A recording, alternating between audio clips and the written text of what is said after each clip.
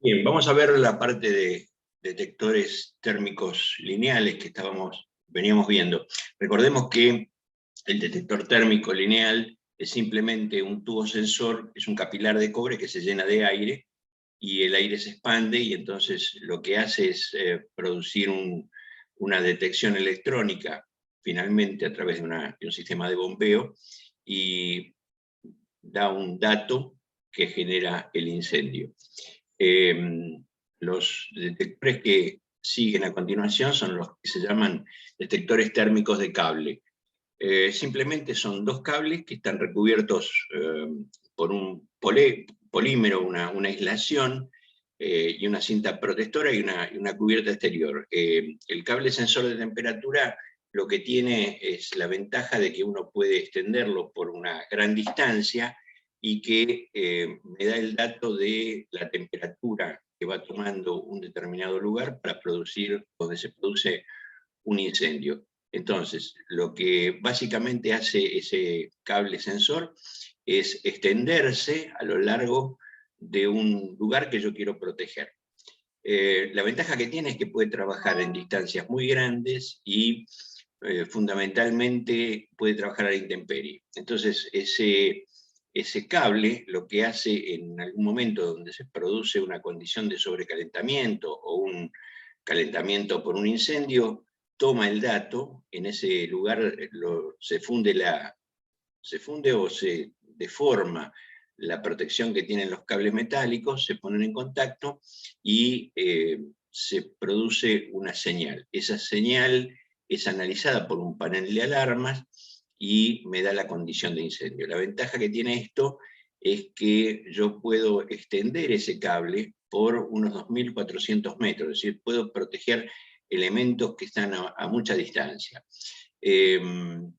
Esto se puede poner con un cable guía o se puede poner directamente sobre una superficie. Acá vemos cómo el cable se puede extender en un elemento que tenga gran distancia, como pueden ser bandejas de cables o elementos de alguna naturaleza difíciles de proteger de otra manera porque suelen estar a la intemperie o están en una distancia donde o hay mucho viento y entonces sería imposible poder protegerlo de otra manera.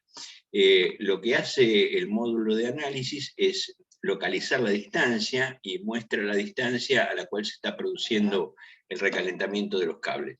El sistema la verdad que es muy práctico, muy bueno, y lo único que requiere son dos sistemas de conexiones en los dos extremos, un bucle que lo que hace es permitir o absorber cualquier distensión que se produzca en el cable, un módulo de análisis y un sistema o una central de incendio. El corte del cable, como aquí lo podemos ver, lo que tiene son los dos conductores, las aislaciones de cada uno de los conductores y una aislación externa. Entonces, cuando esa aislación se deforma y los dos cables se ponen en contacto, lo que me está dando es un dato del lugar donde se está produciendo el incendio.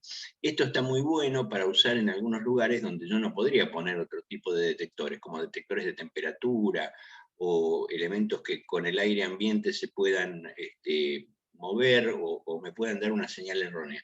Entonces yo puedo, aquí tenemos un ejemplo, por ejemplo, una bandeja de cables. Esto puede pasarse por cualquier superficie donde yo pueda tener la posibilidad de un principio de incendio. Entonces, en una bandeja de cable lo voy extendiendo, lo voy estirando de esta manera y me permite detectar cualquier incendio que se pueda producir. En este caso, los incendios suelen ser por algún cortocircuito o algún daño que se produce sobre la aislación. Otro tipo de detectores que también existen son los detectores de gases. Por ejemplo, hay detectores que me detectan fugas de metano, de monóxido de carbono, o los detectores de seguridad intrínseca, de los cuales ya hablamos en algún momento, que son aquellos que se usan en lugares donde hay mucho polvo o el ambiente es muy agresivo. También hay detectores de atmósferas peligrosas que pueden ir censando esas atmósferas y me dan una alarma cuando aumenta alguno de los parámetros que yo quiero detectar. Supongamos que hay mucho monóxido de carbono en el ambiente, o hay hidrógeno por una fuga, o hay una fuga de gas metano o alguna cosa de ese tipo, y entonces esos detectores los detectan y dan una alarma. En realidad es un explosímetro que está conectado a una red de sensado. Esos detectores lo que suelen tener es una aspiración de aire, tienen unos ductos que aspiran muestras de aire permanentemente, y entonces al entrar ese dato en el detector me genera la alarma. Los detectores puntuales, que son los que nosotros vimos, tienen la ventaja que la base de conexión es común para todos los detectores. Siempre se tiene una pértiga extensible para poder moverlos, porque a veces están puestos a mucha altura y entonces habría que montar una escalera o un andamio para poder cambiarlo. Son de fácil limpieza, utilizando un suministro de aire limpio, si se lo sopletea y esto ya está terminado.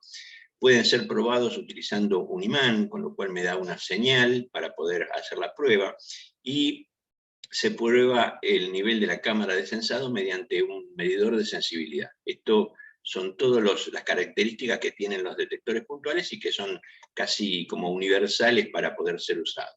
En general los zócalos son comunes para todos, los hay algunos cobertores de polvo que permitan protegerlos de alguna manera, pero básicamente estas son las herramientas para remover los detectores con sus caños de extensión. Es decir, son equipos o herramientas auxiliares que sirven como para hacer la protección. En un sistema convencional lo que nosotros vamos a tener es una cantidad de detectores en una determinada zona a proteger. Cuando hablo de una zona a proteger estoy diciendo que, por ejemplo, yo tengo varios pisos y hago una línea de detectores en cada piso, y puedo estar haciendo el censado de toda la atmósfera. También puedo poner o agregar en otra zona botoneras de alarma, es decir, un botón que en caso de incendio se dispara. Y cuando me dan la alarma, esa alarma está dada a través normalmente de dos cosas, que son o una sirena o luces estroboscópicas que suenan y emiten una luz titilante, muy fuerte, de mucha potencia, como si fuera un flash, que me indica que se está produciendo un incendio. Otro de los sistemas que se va desarrollando cada vez más rápidamente son los sistemas detectores de humo por aspiración.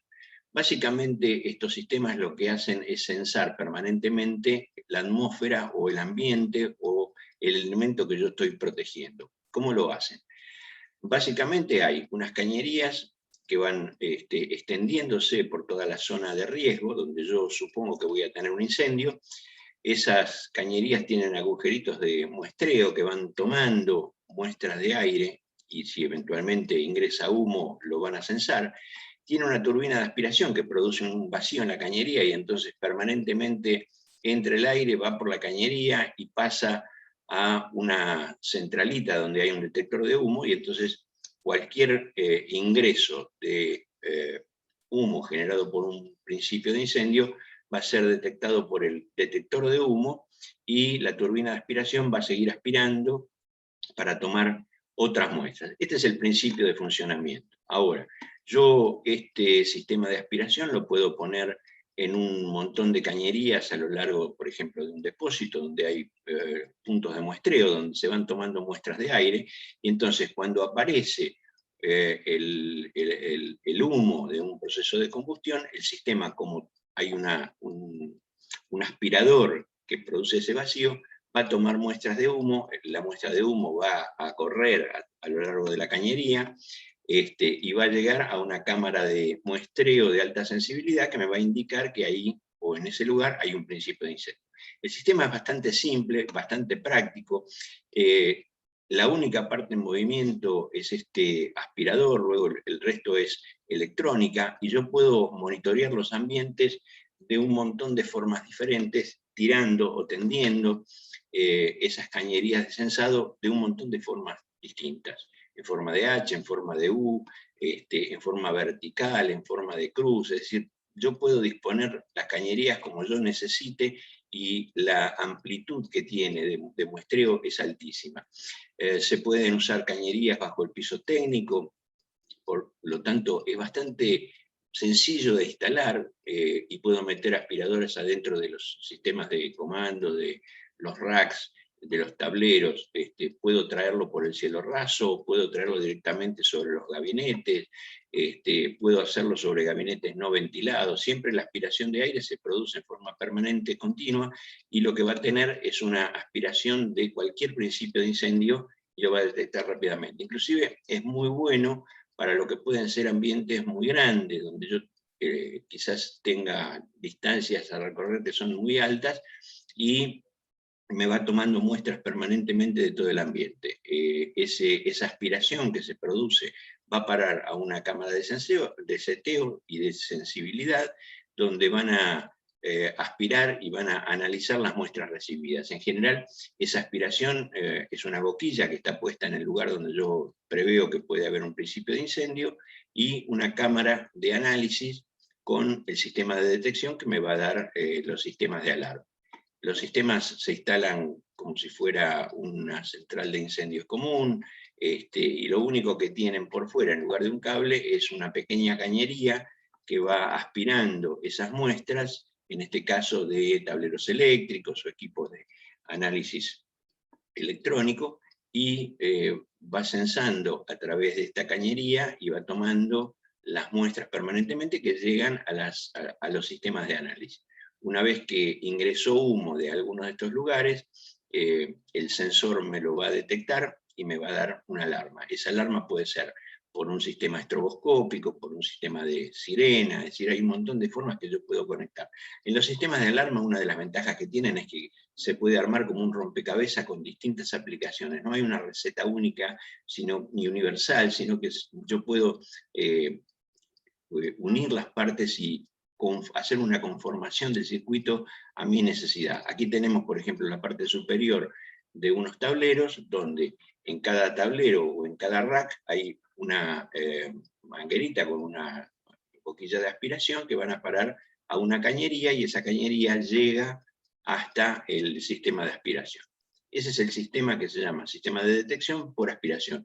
Cada vez es un sistema que está en desarrollo continuo y cada vez se utiliza más. El otro sistema de detección es por tubo presurizado de una sustancia, una suerte de plástico que se llama Mylar. El Mylar es una sustancia de tipo plástico que tiene dos características importantes. La primera es que a temperatura ambiente tiene una altísima resistencia mecánica, es decir, se la puede presurizar y no tiene ningún tipo de inconveniente en mantenerse presurizada durante muchísimo tiempo. Apenas se la calienta con un poco de temperatura, que sería la temperatura que genera un incendio, ese plástico se deforma, baja su resistencia mecánica, se derrite, y por ese agujero que se produjo en el descenso de la resistencia mecánica va a escapar el agente extintor al cual yo lo conecto. Entonces, estos sistemas se conectan directamente a unos equipos fijos, a unos pequeños extinguidores que suelen ser de 10 kilos o 10 litros de capacidad aproximadamente, y directamente a través de un sistema de válvulas especiales se saca ese tubo de Mylar que va a parar o a recorrer la zona que yo quiero proteger. Pueden ser sistemas de polvo, sistemas de espuma, sistemas de agentes halogenados y hasta de CO2. A lo largo de la manguera está presurizada permanentemente con el agente extintor. Entonces, lo que va a suceder es que yo tengo mi equipo de protección, que está presurizado y tiene un sistema de control. Voy a tener una válvula especial que va a ser la que libera y mantiene la presión a lo largo de toda la cañería, esta pequeña cañería, y en el momento que se produzca un fuego, esa cañería estalla, se produce una rotura por el calentamiento y escapa el agente extintor por ahí. Yo puedo proteger cosas más o menos pequeñas. Aquí tenemos, por ejemplo, un lugar de laboratorio donde se hacen normalmente algún tipo de análisis químico, donde podría aparecer un incendio, y entonces mi sistema de detección está dado por este tubo de Mylar que se podría producir, podría detectar el fuego inmediatamente y descargar el contenido de este matafuego, digamos, fijo, donde no requiere intervención humana. Esa es la gran ventaja que tiene.